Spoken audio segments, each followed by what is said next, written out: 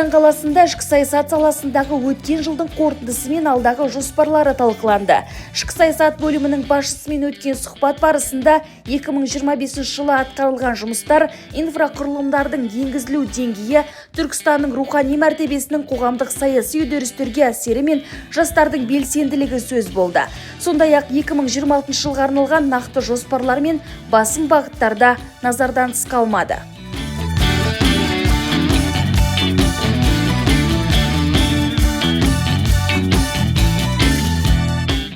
Сұхбат мемлекет басшысының бастамасымен өткен ұлттық құрылтайда көтерілген мәселелерден басталды. Қала ішкі саясат бөлімінің басшысы құрылтайда айқындалған негізгі бағыттардың Түркістанда қалай жүзеге асырылып жатқанын айтып, 2025 жылдың қорытындысына да тоқталды. Биыл негізі біздің еліміз үшін, жалпы қаламыз Түркістан қаласының жұртшылығы үшін өте саяси маңызы бар жыл болайын деп тұр. Себебі өздеріңізге белгілі, кеше Қызылорда қаласында өткен ұлттық құрылтайда президентіміз Қасым-Жомарт Кемелұлы таңбаға басқандай айтып өтті. Оның ең біріншісі мынау бір палаталық парламент жүйесі, оның атын құрылтай қылып өзгерту туралы сондай саяси шешімдер қабылданайын деп тұр. Біздің Түркістан қаласында қазіргі таңда 245 мың халық болатын болса, оның әрқайсысына осы нәрсені қолжетімдігін түсіндіріп беру. Ол бағыттарда бізде тәуелсіз сарапшыларымыз бар, біздегі мәслихат депутаттарымыз бар, зиялы қауым өкілдері, және осы бізде мемлекеттің атынан сөйлейтін тұлға болғаннан кейін бізде өзіміз халыққа түсіндіру жұмыстарын жүргізу болып табылады. 2025 жылы жалпы негізі мемлекеттік саясатты қалыптастыру, оны халыққа түсіндіру болып мекеме болып табылғандықтан, жұмысшы мамандықтар жылы болып белгіленді ғой. Жұмысшы мамандықтар бойынша біз ішкі саясат бөлімі тарапынан тәлімгер жобасы іске асырдық. Ол тәлімгер жобасы ұзақ мерзімді, 3 ай мерзімге созылды. Орада бір қызығы, бізде тәлімгер жобасында жұмысшы мамандықтар, яғни қазіргі таңда жұмысшы мамандықтар бойынша істеп жүрген адамдарды емес, біз жас ерекшеліктеріне байланысты 18 жас пен 25 жас аралығындағы жұмысшы мамандықтар бойынша оқып жүрген, болмаса сол мамандыққа қызығатын жастарымызды бауладық. Орада 6 бағыт бойынша жұмыстар жүргізілді. 127-ге жуық бізде қаланың жастары қатысты. Әрқайсысы бұл жалпы жұмысшы мамандықтарының неге керектігі бар, қоғамға қандай әсері бар, ол бағыттар бойынша толық мағлұматпен, және де оларды жалпы жұмысшы мамандықтар бойынша да көп дүниелер жасауды болатын екенін түсініп ұғынып қайтты. Бұл жастардың арасында кеңінен насихаттап түсіндірдік. Бізде 2025 жылы осы іс-шара бізде жақсы есте қалды. Жалпы негізі ішкі саясат бөлімінің тарапынан 2025 жылы 30-ға жуық жаңағы іс-шаралар ұйымдастырдық. 2026 жылы бөлімде 40-қа жуық іс-шара жоспарланған, олар түрлі бағыттарды қамтиды. Ерекше атап өтерлігі жасанды интеллект жылы аясында қала жастарының қатысуымен жасанды интеллектке арналған ауқымды көрме ұйымдастырылу көзделіп отыр дейді. 2026 жылы бізде үлкен ауқымды іс-шаралар бар. Яғни искусственный интеллект дейді ғой. Искусственный интеллект бойынша бізде өте ауқымды жобамыз бар. Ол көрме дейді ғой. Искусственный интеллектінің дүниесімен жасаған көрмелер. Мынау біздің қалада жалпы 8 орта арнаулы оқу орындары бар, 3 жоғары оқу орындары бар. Сол жердегі студенттерімізді қатыстыра отырып, яғни бізде білесіздер 2025 жылы Түркістан қаласында Вусонов университеті ашылған.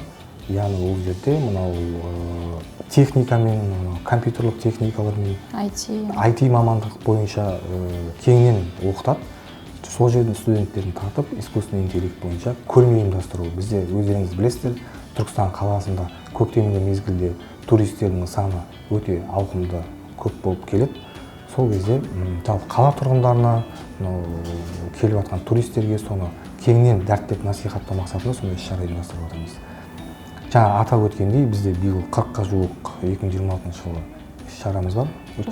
Жоспарда тұр, иә. Жалпы енді жыл енді басталып келе жатыр. Жаңағы атқарылатын іс-шаралардың барлығында өздеріңізді шақырамыз, қала тұрғындарын шақырамыз. Әлі алдағы уақытта ол бойынша хабарламалар тағы берілетін болады. Цифрландыру бойынша айтатын болсақ, цифрландыру бойынша бізде Түркістан қаласында 20-ға жуық мынау халық көп шоғырланған орындарда сос кнопка дейміз ғой, яғни тікелей 102 несіне тікелей хабарлама түседі. Ол жерде сос кнопкасының айналасында 360 камерада жұмыс жасайды. Одан бөлек біздің Түркістан қаласының өзіне қазіргі таңда 1800-ге жуық камералар, бейнебақылау камералар жұмыс істеп жатса, біз тағы қосымша 720 камераны қосып жатырмыз бұл бағыттар бойынша. Одан бөлек бізде аялдамалар, яғни ақылды аялдамалар бар. Ол жерде ақылды аялдаманың өзінде бейне бақылау камераларымен жылы, жаңа қыс мезгілінде жылы бөлме, күту жаңа орны, жаздың кезінде салқындатқышы бар бөлме, және бізде мынау автобустар. Қалада қазіргі таңда 220 автобус жұмыс жасайды. Ол 220 автобустың ішінде де Wi-Fi несімен қамтылған, оның ішінде камера несімен қамтылған. Одан бөлек жаңағы электронды картамен болмаса, жаңа QR-мен төлеу бағыттары да бар. Және сол автобустың ішінде арнайы қондырғы бар. Ол жаңа аялдамада сол автобус қай жерде келе жатқанын көруге болады. Жалпы цифрландыру бойынша осындай жұмыстар атқарылып жатыр. Ішкі саясат бөлімі 5 бағытта жұмыс жасайды. Үкіметтік емес ұйымдармен қатынас, одан жаңағы этнос аралық байланысты қалыптастыру, жастар саясаты, дін саласы және мынау медиа саласы. Медиа саласында газет, телеканалдармен жұмыс жасау. Осылай 5 бағытта жұмыс жасаймыз. Жаңағы аталған 40 іс-шараның барлығы осы 5 бағытқа бөлініп жұмыс жасалады. Бізде отбасы институтын қалыптастыруымыз керек. Себебі отбасы институтын қалыптастырсақ, біз болашақ ұрпағымызды жақсы саналы тәрбиеге жетелейміз.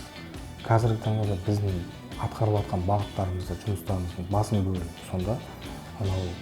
Мектеп қабырғасында жаңағы ата-аналармен кездесулер өткізу. Сол жерде де біз жалпы студенттермен, мектеп оқушылармен емес, олардың ата-аналармен. Бізде өздеріңіз білесіздер, ата-аналар комитеті деген бар, сол бағытта жұмыс жасап, біз жан-жақты ата-аналар болып, мемлекеттік мекемелері болып, және де білім ордасының жаңағы мұғалімдері, солардың қызметкерлері болып, жан-жақты біз қазіргі таңда жас ұрпағымызды тәрбиелеуіміз керек. Оларға жалпы өмірдің маңыздылығын, басқа нелерді, дүниелерді түсіндіруіміз керек. Деп сол жағынан жалпы біздің көрермендерімізге, халыққа осы нәрсені айтқым келеді. Әлеуметтік желілерде аса белсенді болмаса да, бөлім басшысын Facebook пен TikTok платформаларынан табуға болады. Ал жұмыс уақытында кез келген уақытта азаматтарды қабылдауға әрдайым ашық екендігін айтып, кез келген өтініш пен ұсынысқа дайын екендігін жеткізді. Әлеуметтік желіде өзімнің жеке парақшам тек Facebook пен TikTok арнасында бар. Ол жерде жазып жатқан адамдармен ашықпын. Біздің жұмыс кестесін білесіздер, таңғы сағат 9-дан кешкі сағат 7-ге дейін кабинетіне келген адамдар толыққанды барлық кезінде қабылдаймын. Мүмкіндіктің барынша қолданыстағы, айтып жатқан нәрселердің қолданыстағы заңның аясында орындауға, ол нәрсені қабылдауға толықтай дайынмын. Түркістан өңірі қарқынды дамып келеді. Бөлім басшысымен сұхбат барысында бұл өсімге облыс әкімі мен қала әкімінің еңбегі зор екендігін атап өтті. 2025 жылды жемісті жыл ретінде қорытындылап, ауқымды іс-шаралар жүзеге асқанын, инфрақұрылымдық мәселелердің кезең-кезеңмен шешіліп жатқанын және инвестиция тарту бағытында да жүйелі жұмыстар жүргізілгенін айтты. Түркістан қаласы негізі қарыштап, жақсылап дамып келе жатыр, өздеріңіз білесіздер. Биыл Құдай қаласа осы 2026 жылы Түркістан облыс орталығы болғанына 8 жыл толады екен. Енді қала тұрғындары біздің қаламызға турист болып келген азаматтардың біразы біледі. Біздің Түркістан қаласында қаншама әсем ғимараттар салынды, қанша мүмкіндіктер беріліп жатыр. Оның барлығы біздің облыс әкіміміз бен қала әкімінің еңбектері. Жалпы 2025 жылда есте қалатын кезеңдер көп. Бізде қаламызда біршама инвесторлардың, оны айта кету керек, шетел инвесторларының еңбегі көп. Екі біз үлкен нысанды аштық инвесторлардың. Жалпы негізі облыс әкімі Нұралхан Нұралбайұлының және Әзімбек Пазылбекұлының Түркістан қаласы үшін, жалпы осы Түркістан өңірі үшін істеліп жатқан ауқымды іс-шаралар өте көп, еңбектері орасан. Біздің Түркістан қаласының өзі қанағаттанарлық деген асфальт жолдар 40% деп, тікелей облыс әкімі Нұралхан Нұралбайұлының демеушілігімен, біздің қала әкімі Әзімбек Пазылбекұлының ұйымдастыруымен ол көрсеткіш қазіргі таңда 62%-ға жетті. 2025 жылы атқарылған жұмыс ол. Мынау 2026 жылда дәл сол бағыттар бойынша сарқынды су дейді, канализация дейді, және асфальт жолдарының, қанағаттанарлық жолдардың саны, Құдай қаласа, 2026 жылы артады деген тағы да сенімдеміз. Бізде Түркістан қаласында газ саласы 99%-ға жеткен, ауыз су мәселесі 99% кіргізілген. Жалпы ол бағыттар бойынша жұмыстарымыз жақсы. Жалпы Түркістан қаласындағы ішкі саясат жүйелі жоспарлау мен ашықтықтың арқасында жемісті жүзеге асуда. Алдағы жоспарланған іс-шаралар тұрғындарға таныстырылып, нәтижелі болуына сәттілік тіледік.